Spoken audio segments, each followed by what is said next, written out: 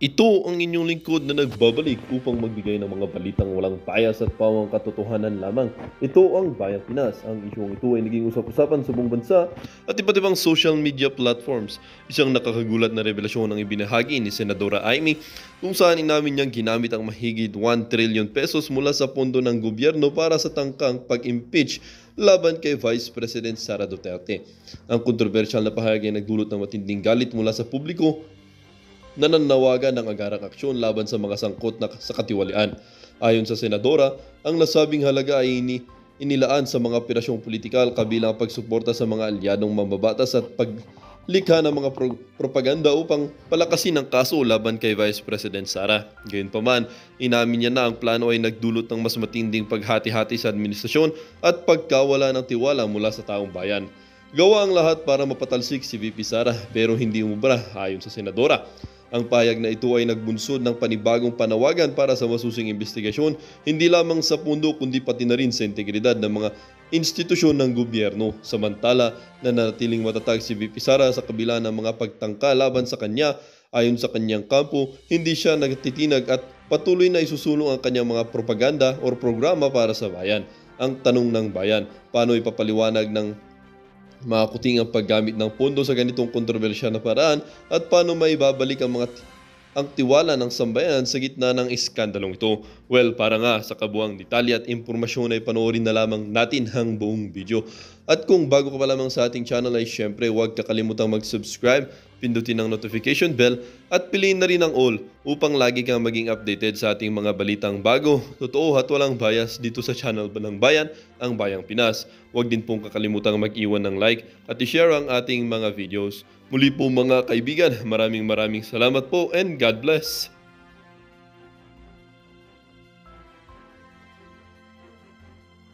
Kaisa o kamukha ng inyong pananampalataya. Dapat latagan nyo ho kami dahil legal. Yang pinasok nyo na yan, legal na proseso. Iba ho yan doon sa pinaniniwalaan nyo.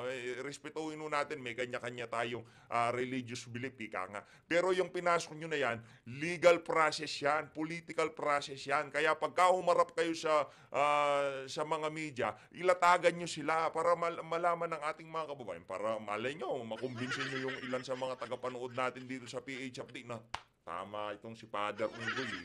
Tama yung mga sinasabi niya, dapat talaga mayari yan si VP Sara. Diba? Pwede yung ganun, kaso hindi nyo ginawa. Puro kayo photo ops, yan ang problema sa inyo. Ngayon mga kababayan, heto, fast-paced tayo ngayon. Kay Senator Amy Marcos ho tayo. Matindi ho ito. Press con ho siya kaninang umaga. Dahil yung kapatid niyang bangag, hindi ho niya Hirap no? Hirap no, madam? No, hindi ka pinapakinggan ng kapatid mo. Sinabi mo na doon sa iyong privilege speech, yinabang mo na sa mga kababayan natin na i-dinelay ang pagpirma diyan sa budget para sa 2025. Maya-maya magpapa-interview yung kapatid mo bang sasabihin niya, "Hindi, bago matapos ang taon, pipirmahan na namin."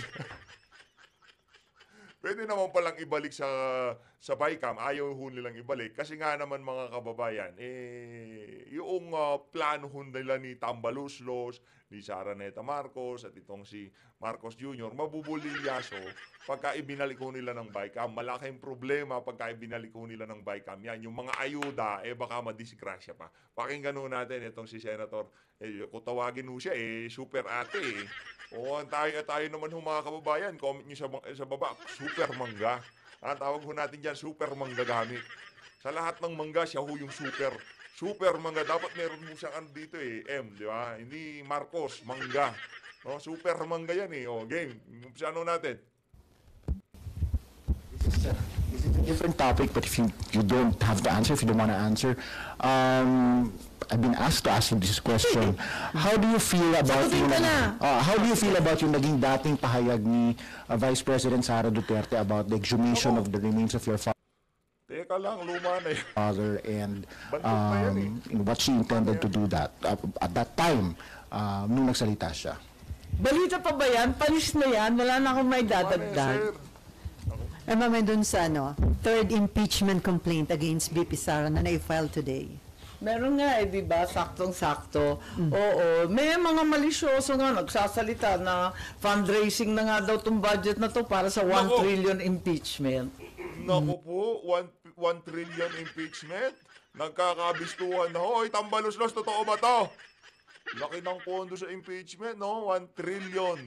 Budget for impeachment. Nakatoko. Bigla akong kinabahan. So, Ha? itong budget gagamitin for the impeachment 1 trillion daw ang inaasam-asam na lilikumin eh. para Ewan ko. pambayan. Alam mo, ang daming marites, hindi ko alam. Totally without basis, but it's been maritest. So, ma'am, personally, may preparation ka na sakaling umakyat dito sa Senate yung impeachment? Wala. Wala akong preparation, Pero kasi alam ko kung anong gagawin ko. Nakausap na kayo ni Vice President Sara since yung Oo outburst naman, niya. oo naman. So, how was it, ma'am? Pero Pwede hindi po- ako oo naman. Pero ma'am, ano nakikita? Pero hindi pa kami nagkikita eh. Kasi, ewan ko. telepono lang kayo nag-ausap, ma'am? Ha? Yung since yung... Kung maalala, kung nakita ko siya, kailan ko ba siya nakita? Pero ma'am, since nung outburst niya... Kasi panay punta niya sa Davao. At ako naman, wala nang ginawa kundi lumipad sa kasulok-sulukan ng daigdig. So, pero parang tigil naman ngayon. Ano yun, ma'am? May na-workout kayong ceasefire? Parang tigil naman yung sagutan ngayon ng Presidente tsaka ni Vice. Tulad ng sinabi ko, pinagdadasal ko na lang silang lahat. Yan ang problema natin dyan, Sen Amy. Wag kong ganyan. Wag niyo ko kami idaan sa dasal. Kung gusto niyo magdasal, punta kayo sa ano. Wag kayong magsenador. Punta kayo ng kumbento. Magmadre kayo kahit na may anak na kayo. Pero yung dadaan niyo sa dasal yung mangyayari sa ating bansa. Tandaan ho natin, ang dasal na walang gawa, baog. Diba? Inutil, ha? Walang kwenta. Puro dasal ka, wala ka na. Simple lang naman yan. Sabihan mo yung kapatid mong bangago. Yung pinsa mo, sabihan mo, tamba, tigilan mo yan. O, yung kapatid mo, oy, tigilan mo kakapulburan, magtrabaho ka, walang niya. Ma'am, ano nakikita mong senaryo? Aakyat kaya sa Senate yung impeachment complaint? Maraming nagpupumiglas, hindi ba? Pero para sa akin, napakalungkot, napakasama para sa ating bansa. Kadami-dami na nating problema. Hindi ba dapat tutukan na lamang yung bigas, yung mga issue ng kuryenteng sintu-sintu at napakamahal? Hindi ba dapat tutukan na lang natin ang ating mga pobreng mga sundalong hindi bibigyan ng kung ano-anong kailangan nila sa West Philippine Sea. Ang daming problema. Hindi ba dapat tutukan na lang yun? Ba't dadagdagan pa natin?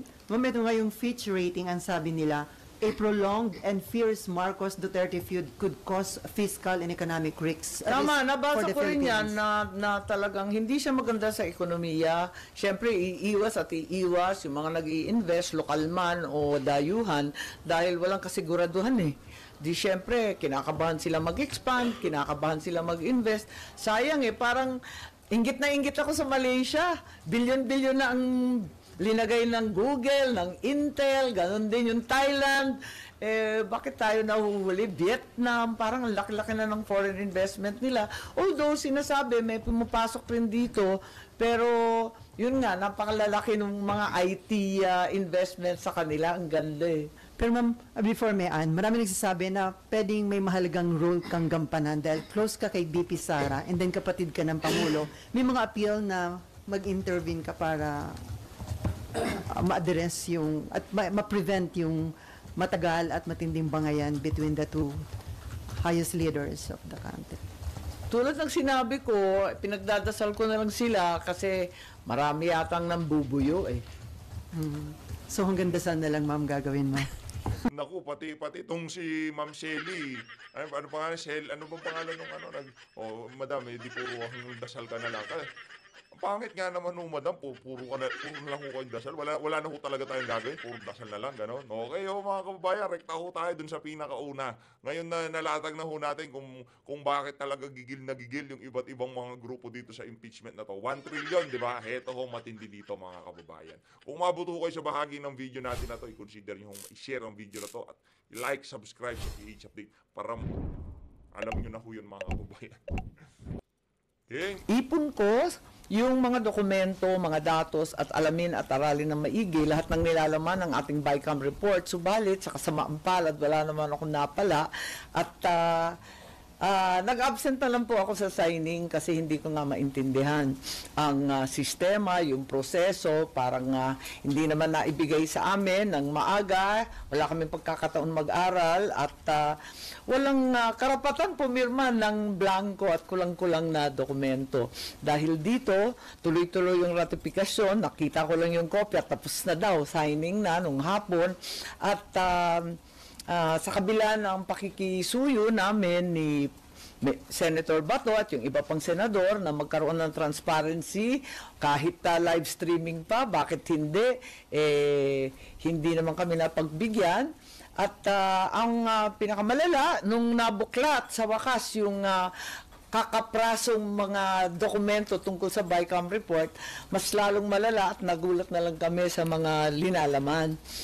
Yun. At kagabi, mahaba-haba, hindi ako madalas nagpi-privilege speech. Alam naman ninyo, ito lang yung ikalawa kong privilege speech sa 6 na taon. Hindi ako mahilig mag-privilege speech.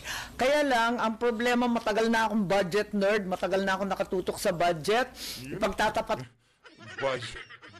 Budget nerd. Kung budget nerd ka, madam, kahit papano, talagang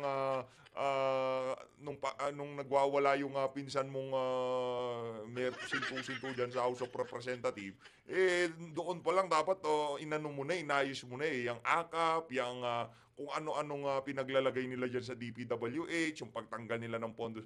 Budget nerd, papaanda. Ko yung edad ko, nung 1983 sa Batasang Pambansa, nag-aaral kami ng budget kay Minister of State Ditas Teodoro at si Jimmy Laya pa noon, line item lahat.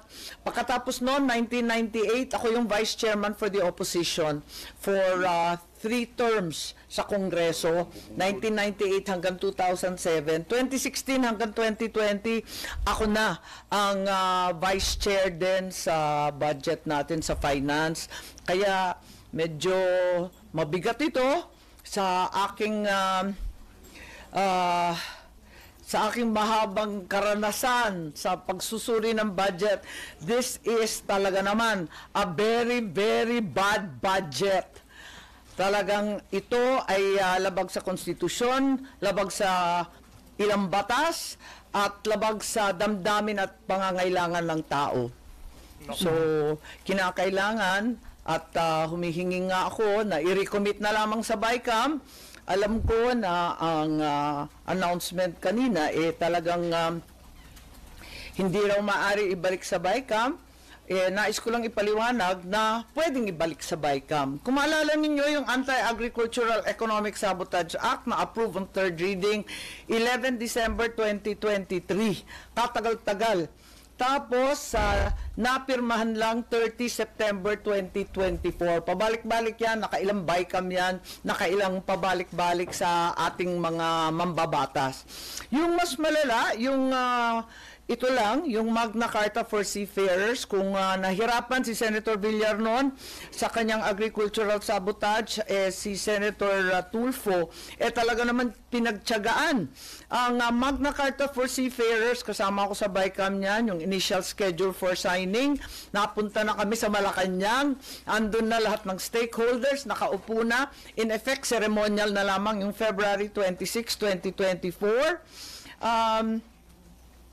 The actual date of signing was September 23, 2024. So, nakita natin, ang haba nun, di ba?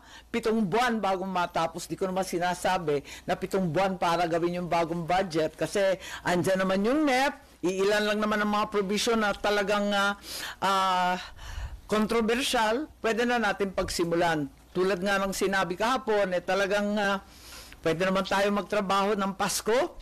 Wala namang halos Pasko at bakasyon ang ating mahihirap. Wala naman silang biyahe. Di mag-taste din tayong konti. Pero ma'am, kung hindi i-recommit sa BICAM, kung hindi babalik sa BICAM, kung yun ang maging desisyon ng Malacanang, kaya naman sa executive level na i-address yung mga controversial provision ng budget?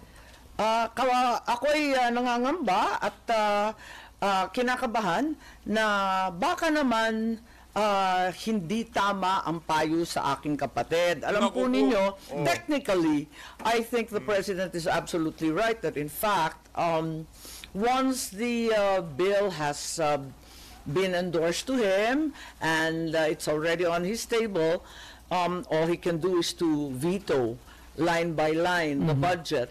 However, the reality is that time and again, as mentioned under the Anti-Agricultural Economic Sabotage Act as well as the Magna Carta for seafarers, time and again it has occurred that the executive has enjoined the legislature to take a second look at their BICAM report when it is unacceptable, perhaps unimplementable, or otherwise requires further study. Pwede naman pakiusapan yan. Maliwanag naman yan eh.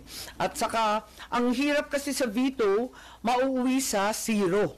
Magiging zero. Kung ano man line item na veto, wala naman pupuntahan yan kundi zero. Naka-zero na nga yung PhilHealth, negative 74 billion pa ba? Asang zero na yan. Tapos yung mga 4Ps, nasa Ganun 50 po pala yun. Pati yung binigay na pondo para sa operational expenses, madadamay pagka binito. Naku, talagang kailangan ibalik sa billion BICAM. na tinanggal, isisiro pa ba natin yung buong 116 billion? Yan ang problema natin, very limited yung veto power. At ang duda, nagkakaroon tuloy ng malisya at pangamba ang mga tao. Unang-una, mauuwi yan sa 2019 budget. At kung maglilimos tayo para makakuha ng MAIP, dahil yun nga, yung PhilHealth, wala na. Kahit miyembro ka ng PhilHealth na may karapatan na kumuha ng doktor, magkagamot, pumunta sa ospital, may karapatan ka doon, di ba, kapag PhilHealth member ka. Ngayon, at ang PhilHealth, konting-konti na lamang yung wala na. Zero na nga yung operating expenses niya. Mapipad at pumila sa malalakas na mga opisyal na may MAIP, yung medical assistance. Ganon din ang mangyayari sa mga 4Ps. Kung dati yung 4.4 million families na saklaw ng 4Ps program, merong inaabangan at inaasahan kada buwan. Ngayon, talagang pipila ka na naman at parang hihingi ka na naman, luluhod ka na naman sa malalakas para humingi ng akap. Parang gano'n na lang ang nangyayari. Ganun din siguro kapag veto, malamang mauuwi nga katulad ng nabanggit ko sa FLR for later release. Tapos pupunta ka sa DBM, sa DPWH, lalakarin kung sino malakas, yun ang okay. Kaya nananawagan ako kay Executive Secretary Bersamin.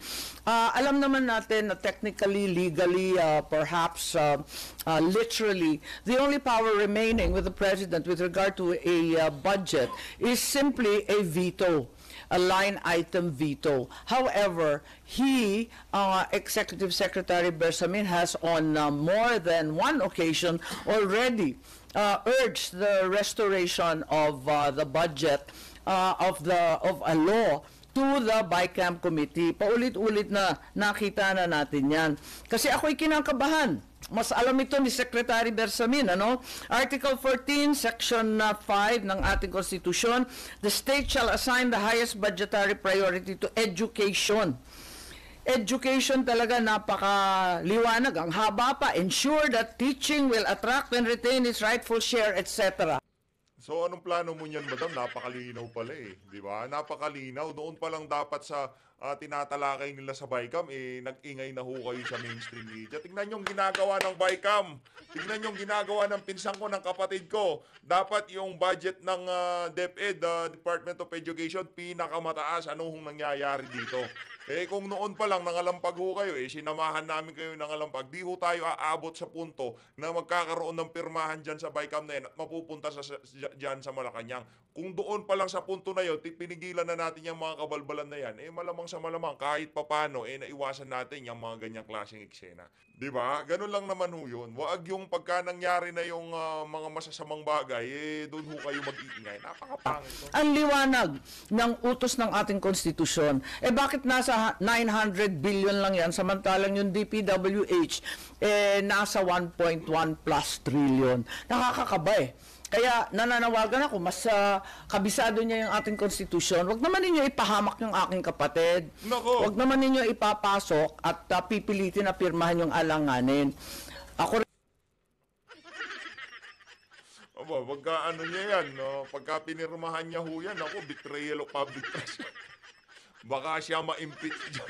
rin ay nakikisuyo sa DBM na huwag tayo mauwi sa sistema ng FLR, yung mahiwagang for later release na talagang palakasan at lahat ay lumuluhod sa DBM at sa mga bossing ng DBM para makakuha ng project. Pati naman yung mga project na binanggit at inaasahan ng taong bayan sa SONA, parang nawala na kasi isa na lang yung linya sa BICAM report, yung tinatawag na various infrastructure projects.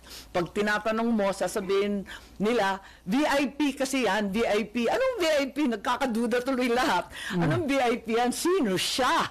Various infrastructure project, very important persons, very important party list. Iyon, naku, yari tayo dyan. Pagka narinig natin yung very important party list, naku, yan na nga ba, nagpaparinig na naman si BP, ito si Senator Amy, di ba? Sino ba yung very important party list? Tingong party list. Sila lang naman ho ang may kakayahan na makipagpirmahan na memorandum of agreement sa DBM at diyan sa PhilHealth, di ba? Sino talaga ang nasa likod ng VIP ng DPWH 1.1 trillion na tumataginting sa budget natin? Nung din sa inyong privilege speech kahapon, sabi nyo, sa pakiwari nyo, may nangyaring himala pagdating sa BICAM. Part ho kayo ng BICAM panel. Sa tingin nyo, sino ang involved? Sino ang nagkaroon ng kapabayaan? Bakit nakalusot? Yung sa tingin nyo yung mga himala na nangyari dyan sa 2025? Hindi ko alam kasi BICAM panel nga kami, pero nag-picture taking lang kami. Alam naman ninyo yung sistema. Ako'y humingi ng tulong. Talaga umpisa pa lang, sinabi ko na. At sumulat ako. Formal akong sumulat sa ating SP, sa Chair, Grace po. Sumulat naman talaga ako at sinabi ko sa kanila kung maaari, pwede ba? At tinanggap nila yung sulat ika-5 ng Nobyembre na nakikiusap ako, gawing klaro ang BICAM conference, gawing publiko para magkaroon ng diskusyon, malaman ng lahat. Hindi ko naman sinasabi na line by line, yung malalaki man lang, yung bilyon-bilyon. Wag naman yung nagugalanta na lang kaming lahat at biglang yung hawak mong subcommittee na pinagtsagaan mo na i-debate, i-hearing, ilang beses nakikisuyo ka. Nako, ilang beses kami nag-meeting, formal meeting, 2 beses kami nag-hearing sa subcommittee ng DSWD, tapos ilang meeting na informal, sang katutak na tawag, sang damakmak na papel. Abi, wala nang banggit ng akap. Biglang sumulpot na naman sa BICAM. Saan galing yun? Wala sa prioridad ng Pangulo. Wala rin naman dun sa Congress version. Wala rin sa Senate Committee. Bakit biglang umapir yan sa BICAM? Nagulat naman ako at nalulungkot ako kasi kumbaga dinedma lang yung sulat. Dinedma rin si Senator Bato na sinabi niya, pwede ba? Wag tayong magmumukhang tanga. Pwede bang pag-usapan muna para mabasa namin at least. Nung November 28 yun. Tapos nung December 11, yung ikalawa at huling meeting ng BICAM, sabi nila, magpipirmahan na. Sabi ko, asan yung report na mabasa man lang? Sabi na, wala pa eh. Ganon. Ayoko na, natakot na ako. Dalamdala na ako sa ganyang usapin. Gusto ko makisama, pero kung blanco at kulang-kulang ang dokumento, paano ka naman pipirma? Ang takot mo lang. So, hindi na ako sumipot ng December 11, sa madaling sabi. At, Inindian kayo nito. Inindian nitong si Senator Amy Marcos, yung mga kasama niya dyan sa BICAM. No? Pero sa tingin natin kung pwede lang nilang tanggalin sa BICAM itong si Senator Amy, si Senator Bato de la Rosa.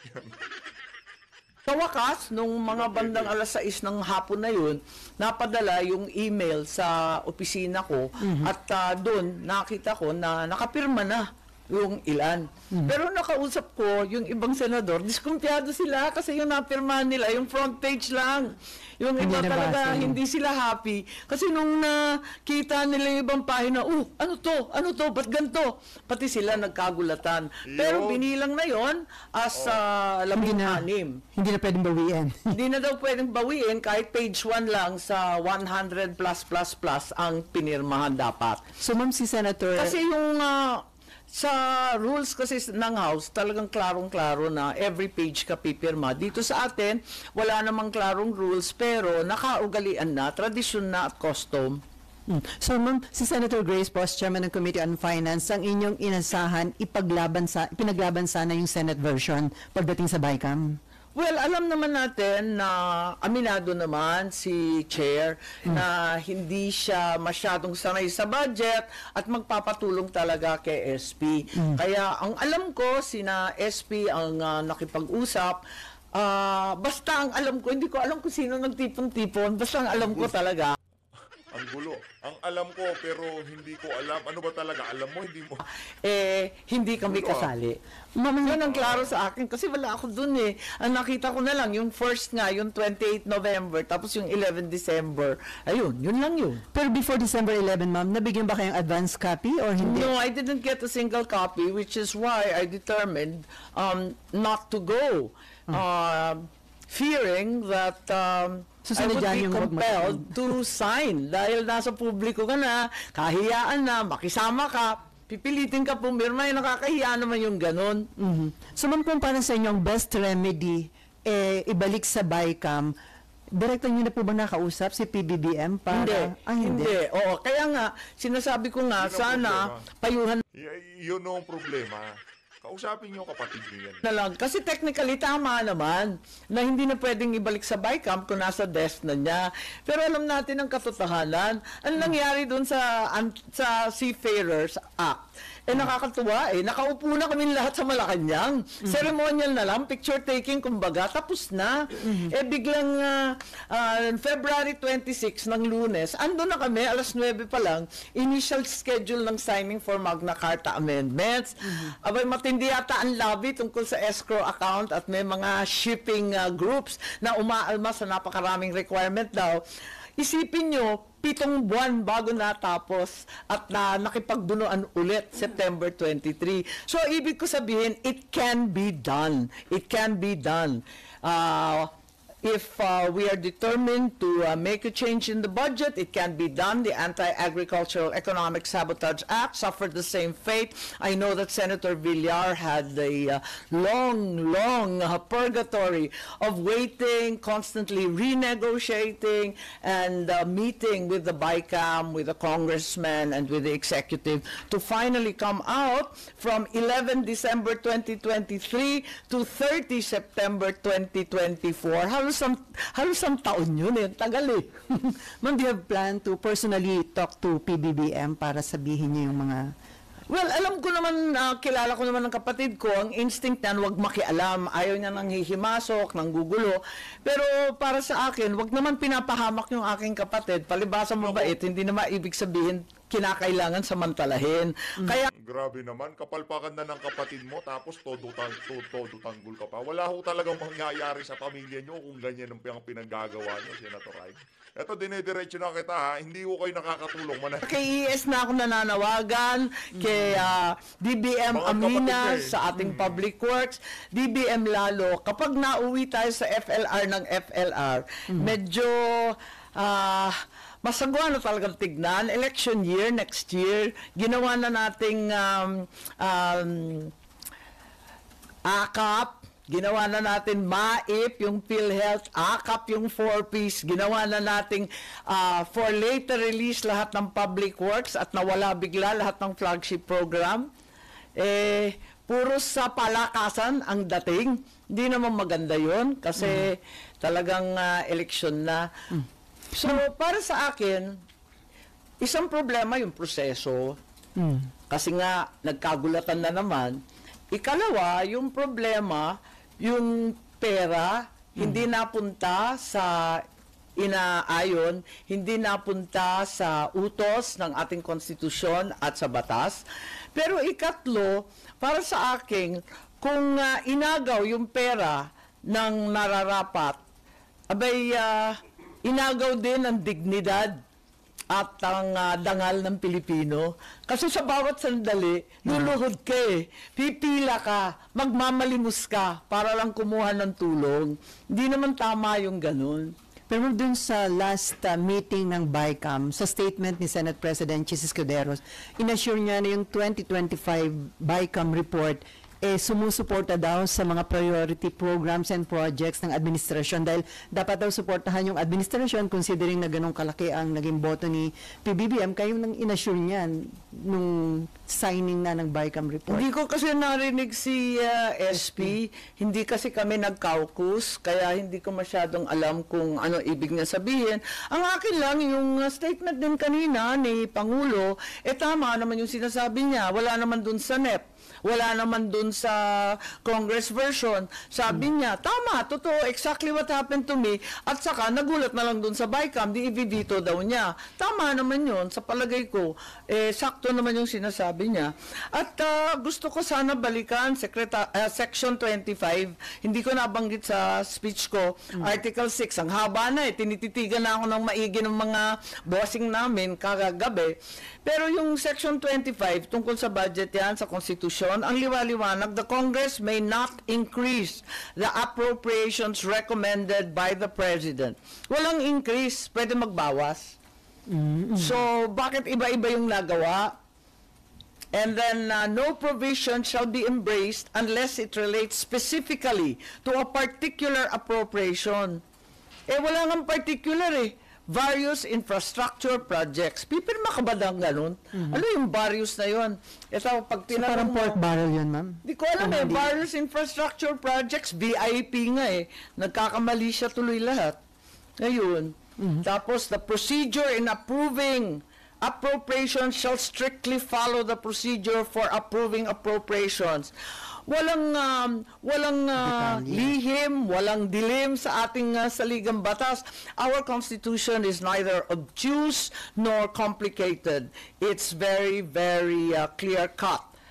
It instructs us exactly what to do, and it's very, very clear that there appear to be violations. So, may basis kung sakaling may question sa Korte Suprema sa ilang provision ng 2025 budget, ma'am. Sana wag na tayo mauwi doon. Sa totoo lang, yung kinautasan naman, wala namang pangkuha ng abogado, wala namang lobby. Yung mga may sakit na umaasa sa PhilHealth, paano naman yung pupunta sa Korte Suprema? Dudulog ba naman ng kanilang hinaing yung ating 4Ps? Hindi naman kaya ng ating mga retired sundalo. Paano ba naman yung mga yung pupunta pa sa Korte Suprema?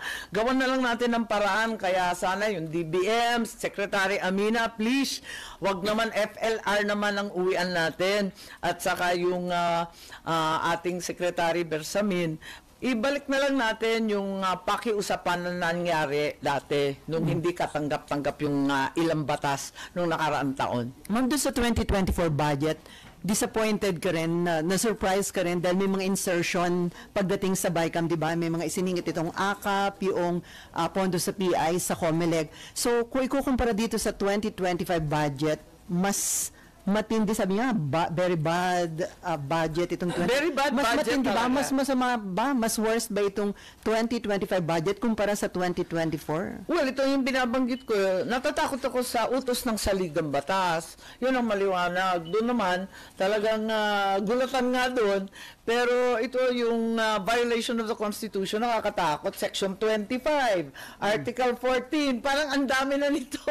Ang daming kaduda-duda, kakanervyos. Tapos yung mga batas, yung PhilHealth Law, very clear naman yan na talagang may bahagi dyan para sa operational cost. Hindi ko maintindihan yung sinasabi nung Mr. Ledesma tungkol sa 150 excess fund na naman. May excess fund na nung 90 billion, may 150 na naman. Ano kaya yun? Hindi ko nga maintindihan hanggang ngayon, di pa nga sila nakakaipon ng required actuarial 2 years